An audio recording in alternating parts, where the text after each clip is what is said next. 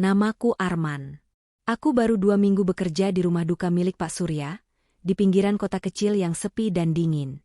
Bukan pekerjaan impian, tapi aku butuh uang. Ibuku sakit, dan rumah duka ini adalah satu-satunya tempat yang mau menerimaku tanpa ijazah. Tugas malamku sederhana: menjaga ruang pendingin jenazah, memastikan listrik dan sistem suhu tetap stabil. Kedengarannya mudah. Tapi malam pertama, aku sadar, tidak ada yang benar-benar mudah di tempat seperti ini. Ruang pendingin itu kecil dan sempit. Dindingnya dilapisi besi, dengan 3 lemari jenazah berbaris di sisi kanan. Suara mesin pendingin berdengung rendah, dan di sudut ruangan, bau formalin bercampur kaku dengan aroma bunga melati sisa siang tadi. Aku duduk di kursi kayu, menatap jam dinding tua yang berdetak pelan. Pukul 00.37. Waktu berjalan lambat di sini. Terlalu lambat. Malam itu, ada 3 jenazah yang baru masuk. 2 pria tua dari kecelakaan mobil, dan 1 perempuan muda bernama Ratih. Aku masih ingat saat tim forensik datang sore tadi, wajah perempuan itu masih segar, kulitnya pucat tapi, entah kenapa, bibirnya melengkung sedikit. Seperti tersenyum. Kupikir itu cuma efek otot yang kaku karena proses kematian. Tapi setiap kali aku melewati lemari tempat dia disimpan, aku merasa senyum itu makin jelas. Sekitar pukul 1 dini hari, aku terbangun dari kursi karena mendengar bunyi berderit. Kupikir itu suara mesin pendingin, tapi tidak, suaranya seperti laci besi ditarik pelan.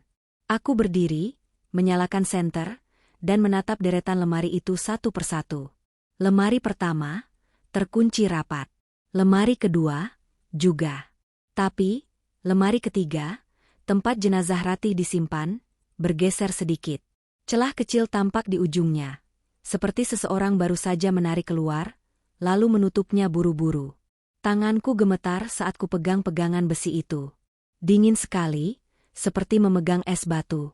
Perlahan, aku dorong lemari itu terbuka dan di dalamnya, tubuh Ratih masih berbaring diam. Namun kali ini, senyumnya berbeda. Lebih lebar. Bibirnya terbuka sedikit, seperti sedang menahan tawa kecil. Matanya tertutup, tapi wajahnya memantulkan cahaya lampu seperti kulit yang masih hidup. Aku menelan ludah. Bukan apa-apa, kataku pada diri sendiri, pura-pura tenang. Mungkin aku cuma lelah. Aku menutup lagi lemari itu dan segera keluar, menyalakan rokok di depan ruang administrasi. Udara malam terasa dingin dan berat. Di luar, hanya ada suara jangkrik dan angin yang menggesek pohon jati di belakang rumah duka. Tapi, saat aku menghembuskan asap, aku mendengar sesuatu dari balik pintu pendingin. Suaranya pelan, seperti suara perempuan tertawa lirih. Aku membeku. Tawa itu terdengar lagi, pendek, patah-patah, tapi jelas berasal dari dalam ruangan. Aku kembali masuk. Lampu ruangan berkedip 2 kali sebelum menyala lagi. Semuanya diam, kecuali satu hal. Di bawah lemari jenazah Ratih, ada setetes air menetes ke lantai. Warnanya, bukan air. Merah. Aku panik, langsung memanggil interkom untuk menghubungi Pak Surya. Tapi suaranya hanya berdesis, seperti radio rusak. Pak Surya ada yang aneh, Pak. Tak ada jawaban. Aku berbalik, dan saat itu aku melihatnya. Cermin kecil tergelincir keluar dari sela kain kafan Ratih, jatuh ke lantai. Cermin bundar, dengan gagang kayu tua yang sudah mengelupas. Dan di pantulannya, aku melihat sesuatu. Aku berdiri di ruangan yang sama, tapi di pantulan cermin itu, di belakangku, ada seseorang. Perempuan berpakaian putih, kepala sedikit miring, tersenyum ke arahku. Cermin itu pecah saat terjatuh. Dan bersama suara retakannya, aku mendengar satu kalimat pelan, nyaris seperti bisikan di telingaku. Kau mirip dia. Aku menatap sekitar, tak ada siapa-siapa. Hanya tubuh Ratih yang terbaring diam, dengan senyum yang kini tampak lebih lebar dari sebelumnya. Aku tak bisa tidur malam itu. Bahkan setelah matahari terbit, aku masih bisa mendengar gema tawa itu, di sudut pikiranku. Pelan, tapi terus berulang. Tertawa, dan tersenyum. Pagi itu, aku datang lebih awal dari biasanya. Matahari belum tinggi, Tapi ruang duka sudah dipenuhi aroma dupa dan formalin. Sejujurnya, aku masih takut memandangi lemari pendingin itu, tempat jenazah Ratih disimpan semalam. Aku berharap semua yang terjadi malam tadi cuma halusinasi. Tapi saat kubuka ruangan itu, aku sadar, senyumnya masih sama. Bahkan, lebih jelas. Bibir Ratih sedikit terbuka, giginya terlihat putih bersih seperti sedang menahan tawa kecil. Aku menatapnya lama. Jantungku berdetak cepat. Bagaimana bisa seseorang yang sudah meninggal, tampak seperti menikmati sesuatu? Pak Surya datang sekitar pukul 8. Pria itu berumur sekitar 50-an, berwajah keras, suaranya berat. Aku memberanikan diri bercerita tentang apa yang kulihat semalam. Pak, jenazah perempuan yang baru datang itu, Ratih. Ya? Dia seperti tersenyum. Pak, semalam saya juga dengar suara perempuan dari dalam ruangan. Belum sempat aku melanjutkan, Pak Surya memotong cepat. Arman, di sini, kamu gak boleh terlalu banyak mikir. Kadang jenazah bisa tampak aneh karena gas di tubuhnya. Itu normal. Tapi, Pak, sudah. Fokus saja kerja. Jangan bikin cerita. Nada suaranya tajam. Dan entah kenapa, matanya sedikit bergetar saat menyebut nama Ratih. Aku diam.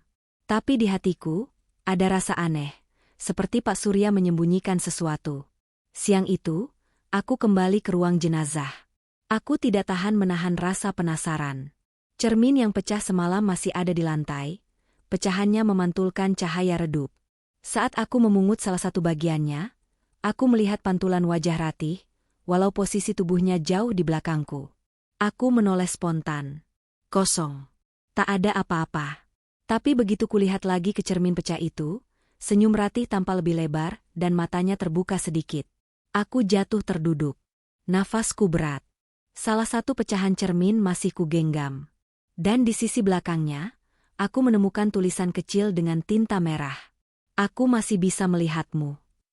Sore harinya, aku menemukan buku catatan jenazah di meja administrasi. Setiap jenazah dicatat dengan data dan penyebab kematian. Kutemukan nama. Ratih Dewi Pramesti, 22 tahun. Kematian, kecelakaan rumah tangga. Tapi, ada sesuatu yang aneh. Bagian, penyerahan keluarga, kosong, tidak ada tanda tangan siapapun. Padahal setiap jenazah biasanya diantar oleh keluarga. Dan yang lebih mengganggu, tanggal kedatangannya ditulis 2 kali. Satu tanggal 2 hari lalu, satu lagi, 2 minggu sebelumnya. Seolah dia pernah datang ke sini sebelumnya.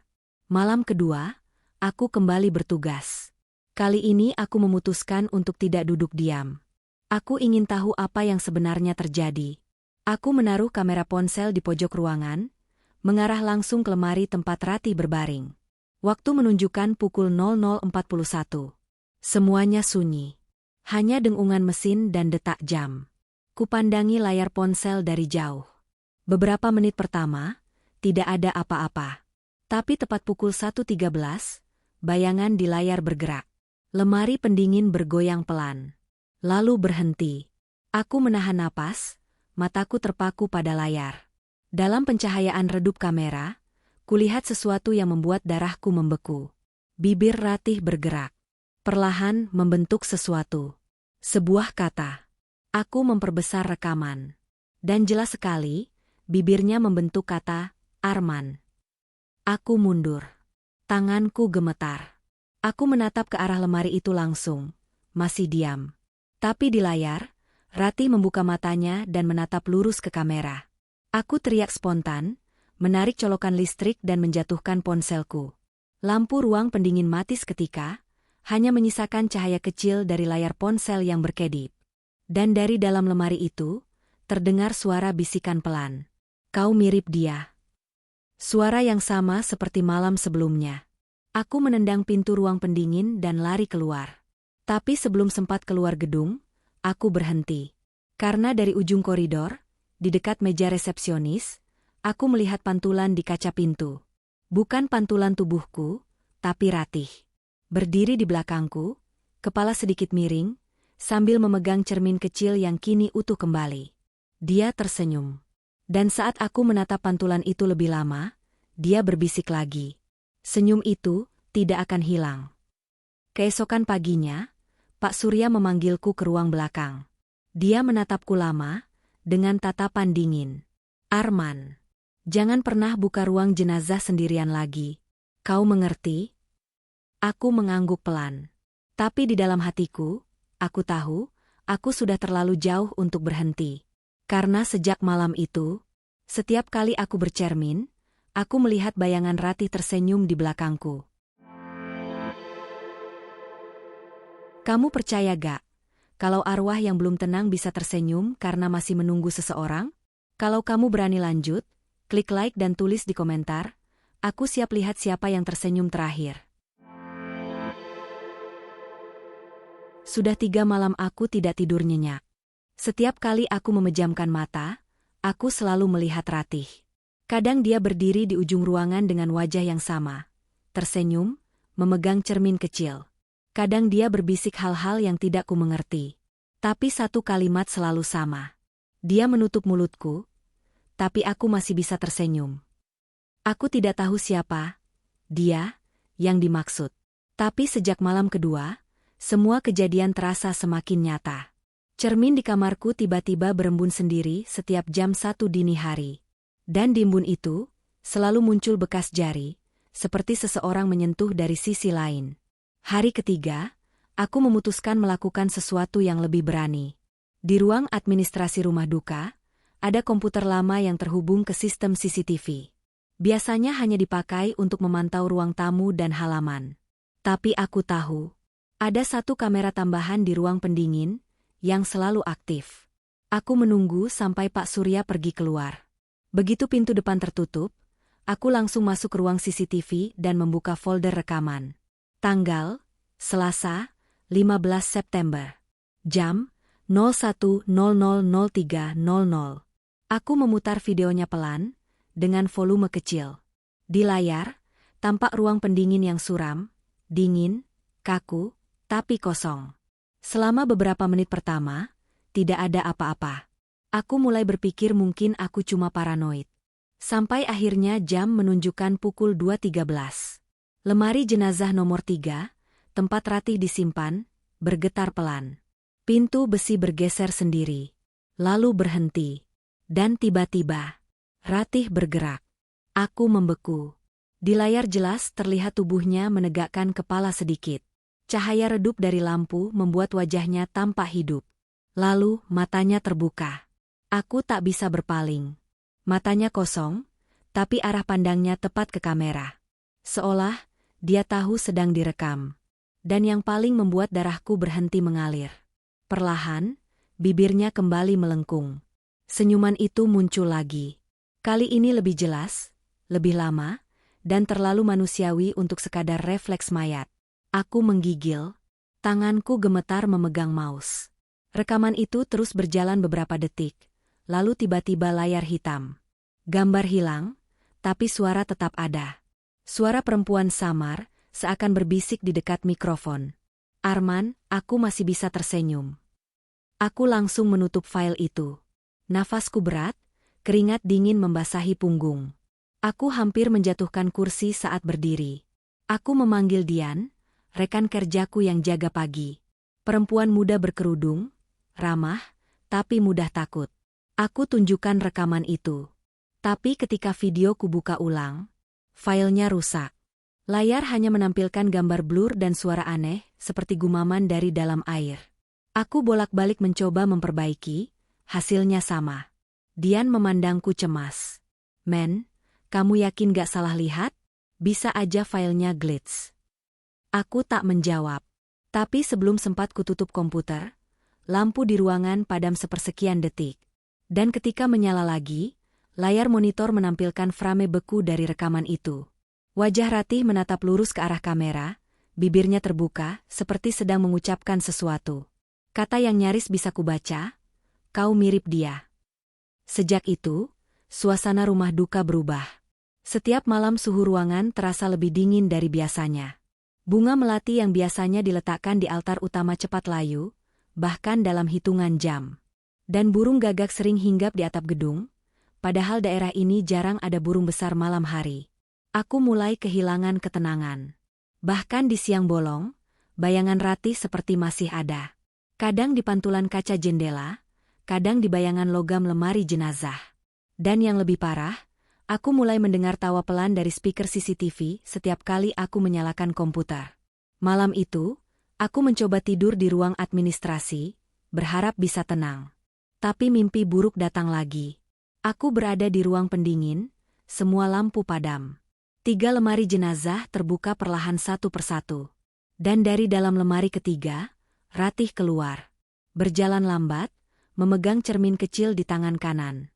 Cermin itu memantulkan cahaya redup seperti dari lilin merah. Wajahnya tenang, tapi senyumnya terlalu lebar untuk disebut manusia. Dia mendekat dan berbisik di telingaku. Dia menutup mulutku, tapi aku masih bisa tersenyum. Sekarang giliranmu yang menutupnya. Aku terbangun dengan napas tersengal. Peluh dingin menetes di wajahku. Kupikir itu hanya mimpi. Tapi di meja tempat kepalaku bersandar, ada sidik jari berdarah. Dan di depanku, cermin kecil, yang tak pernah kumiliki sebelumnya. Keesokan harinya, aku mencoba menunjukkan cermin itu ke Dian.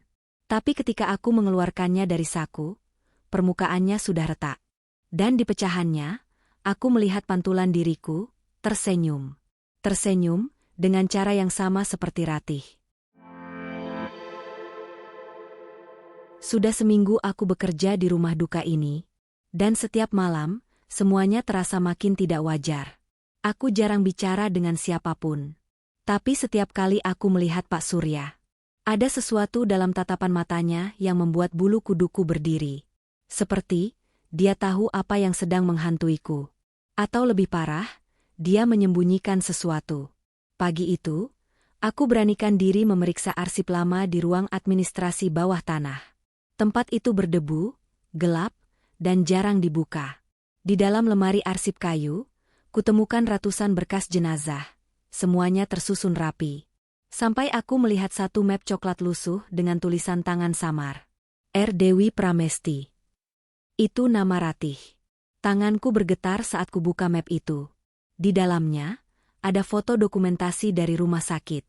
Tapi anehnya, tidak ada bekas luka kecelakaan seperti yang tertulis di catatan kematian.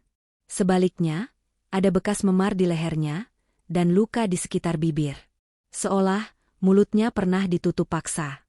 Aku menelan ludah. Di bawah foto itu, ada selembar surat laporan polisi yang belum selesai diisi. Bagian tanda tangan kosong. Dan di kolom pelapor, nama Surya Pratama. Pak Surya. Pemilik rumah duka ini. Sore itu aku memutuskan untuk diam-diam memperhatikan Pak Surya. Aku pura-pura membersihkan altar utama, tapi dari kejauhan kulihat dia membuka salah satu laci meja kerjanya. Dari sana, dia mengeluarkan bingkai foto lama. Aku hanya melihat sekilas, tapi cukup jelas untuk membuat napasku berhenti. Foto itu memperlihatkan Pak Surya yang jauh lebih muda. Berdiri di samping seorang perempuan berambut panjang yang tersenyum manis. Ratih. Darahku seperti berhenti mengalir. Ratih bukan jenazah biasa. Dia adalah istri Pak Surya sendiri. Malamnya, rasa penasaran mengalahkan rasa takut. Aku kembali ke ruang bawah, membawa senter dan ponsel. Aku ingin tahu lebih banyak. Di rak bawah tumpukan arsip, kutemukan buku catatan pribadi, kulitnya lusuh, penuh debu. Tulisan di halamannya samar, tapi aku bisa membaca beberapa kalimat yang masih jelas. Ratih mulai dingin padaku. Dia ingin pergi, tapi aku tidak akan biarkan. Dia selalu tersenyum, bahkan ketika aku menahannya. Aku menutup buku itu perlahan, perutku mual. Kata-kata terakhir di halaman terakhir tertulis dengan tinta merah. Kalau aku tak bisa memilikinya, biarlah dia diam di tempat yang kedinginan, tetap tersenyum untukku. Tepat saat itu, lampu senterku berkedip. Suhu ruangan tiba-tiba turun drastis. Nafasku keluar dalam bentuk uap tipis. Dan dari ujung lorong bawah tanah, aku mendengar suara langkah kaki pelan. Pak Surya, aku memanggil pelan. Tak ada jawaban. Langkah itu makin dekat, pelan tapi pasti. Lalu berhenti, tepat di belakangku. Aku menoleh cepat, tapi tak ada siapa-siapa.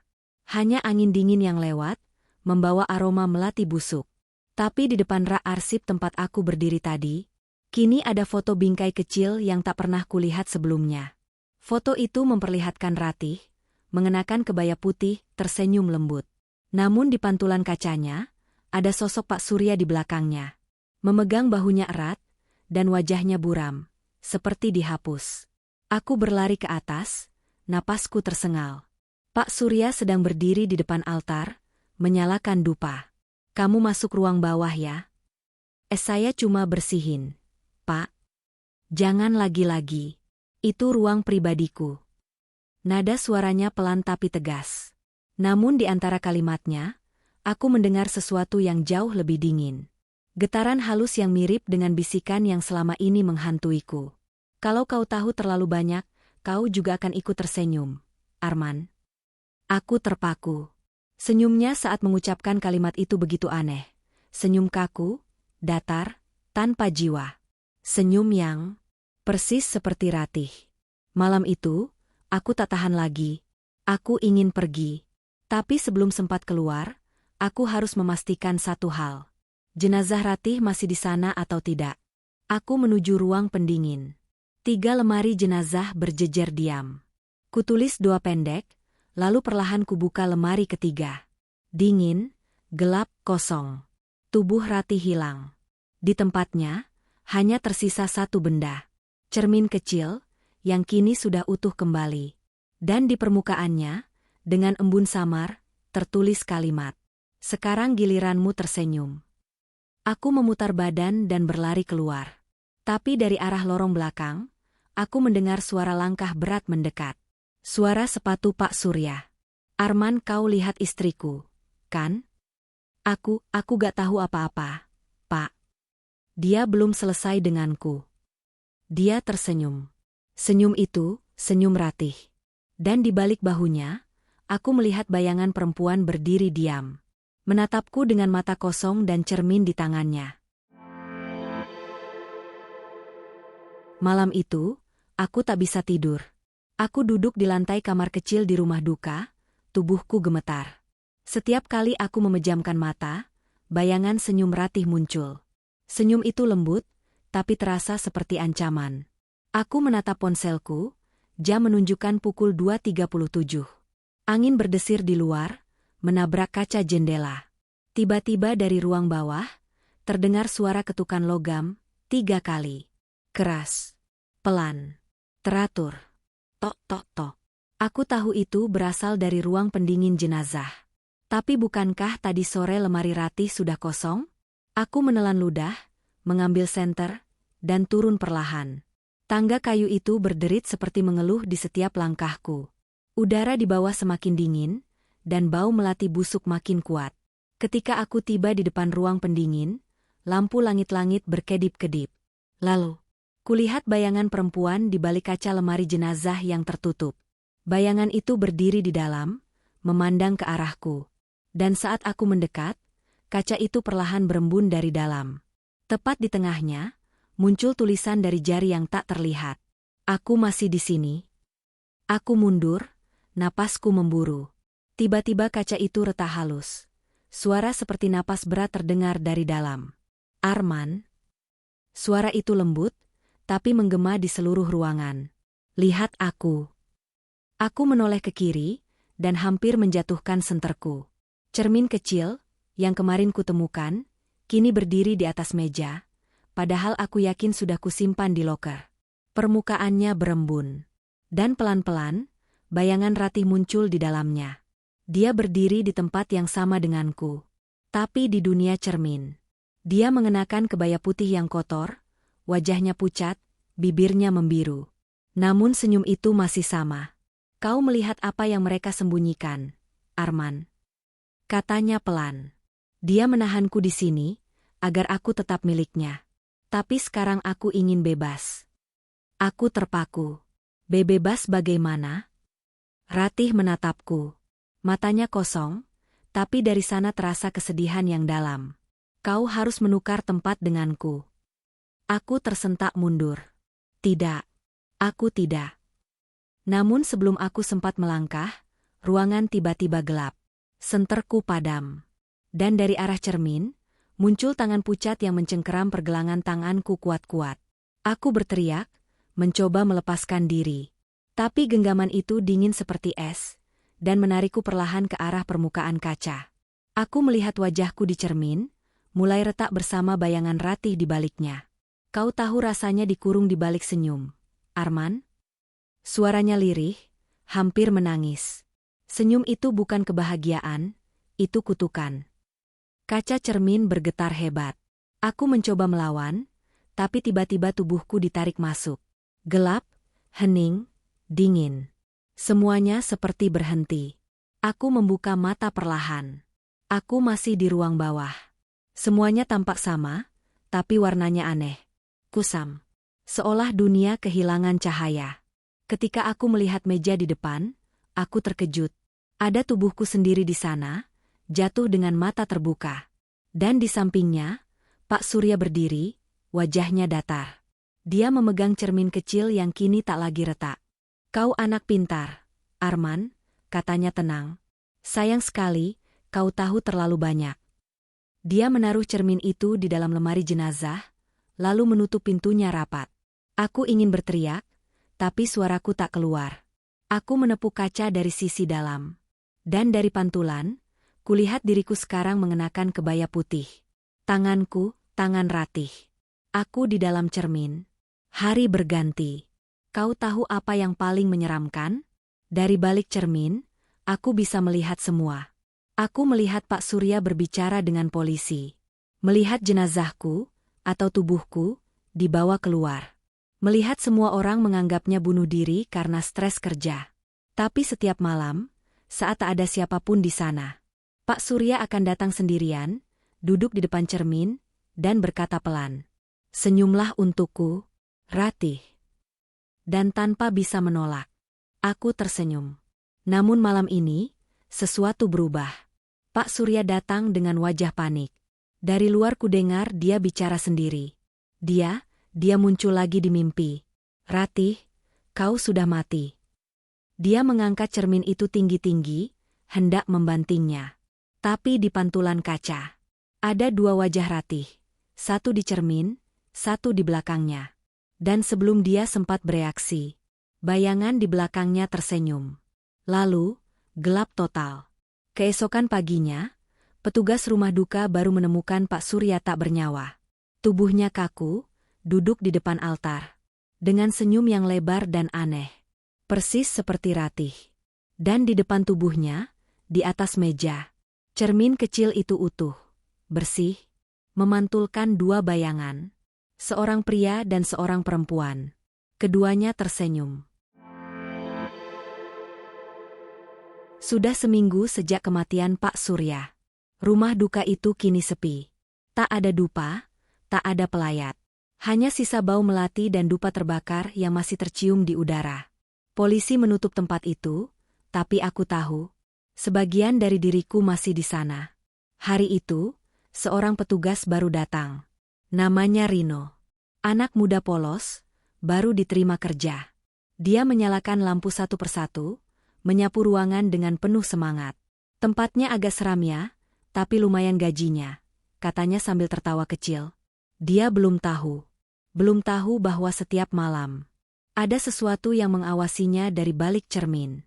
Dari sisi lain, aku memperhatikan.